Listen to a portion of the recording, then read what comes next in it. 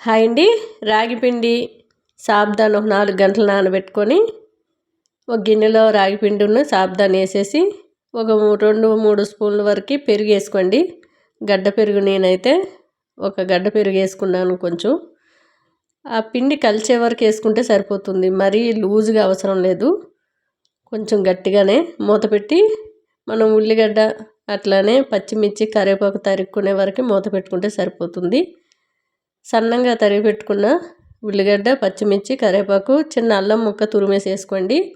అల్లము పచ్చిమిర్చి అట్లానే మనకి ఉల్లిపాయ ముక్కలు చాలా టేస్ట్ అయితే ఉంటాయి.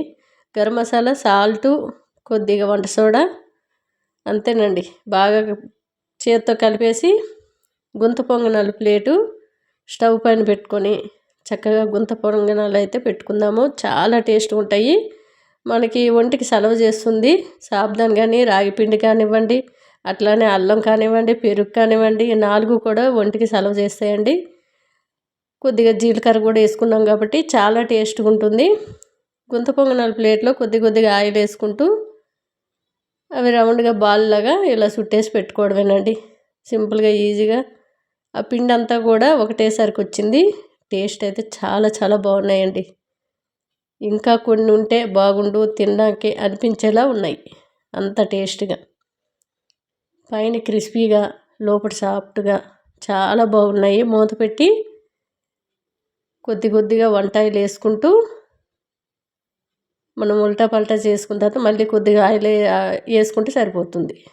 చాలా టేస్ట్గా అయితే ఉన్నాయి.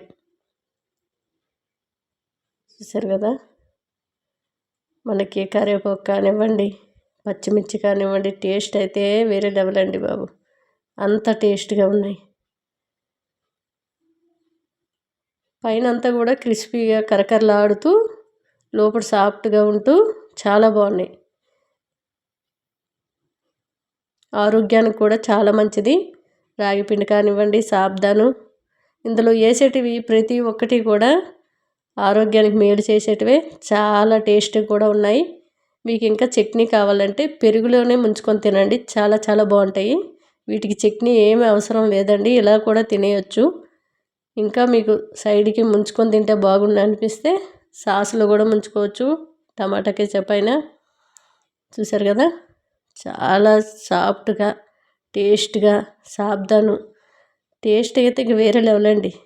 ఇక మాటలు రావు. తింటుంటే అలా పోతూనే ఉన్నాయి. అంత టేస్ట్ ఉంది. ఎవరికైనా నచ్చితే సింపుల్గా ఈజీగా ట్రై చేయండి.